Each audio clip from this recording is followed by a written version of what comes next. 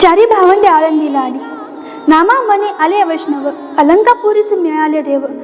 समाधी सुख ज्ञान देव बैसत झाले. ज्ञानोबराय समाधी घेणार हे सर्वांना समजलं होतं.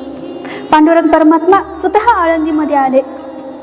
सर्व संत मंडळी, भक्त मंडळी आळंदीमध्ये जमा झाली आणि सोपानदेव स्वतः समोर जाऊन सर्वांना राहण्याची व्यवस्था केली.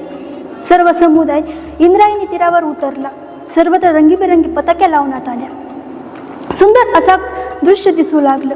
अल्ल्याड पल्ल्याड पताकांचा भार, मध्ये मनोहर इंद्रायणी. अल्ल्याड पल्ल्याड पताकांचा भार, मध्ये मनोहर इंद्रायणी. पिवळ्या पारंब्या अनेक हिरव्या, निळ वर्ण साऱ्या लखलखीत. आणि आळंदीमध्ये 5 दिवसाचा उत्सव सुरू झाला. आता नामदेवराय देवांना विचारतात, देवा आम्हाला आळंदीची महिमा सांगा. तेव्हा देव म्हणतात, वैकुंठामध्ये 8 पीठ आहेत, त्यामध्ये आळंदी हे एक पीठ आहे आणि हे एक खूप जुनाट शिवपीठ आहे. शिवपीठ हे जुनाट. देव आळंदीची फलश्रुती सांगतात. जी नित्य अनुष्ठान या तीर्थी त्यांचे पूर्वज उद्धारती.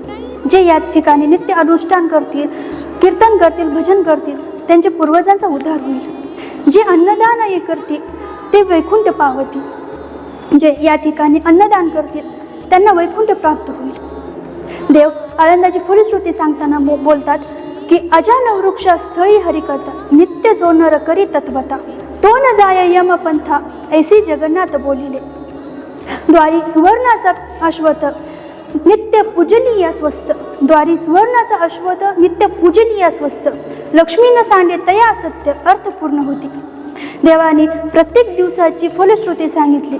या उत्सवामध्ये प्रत्येक दिवशी कोणतं फळ भेटणार हेही सांगितलं.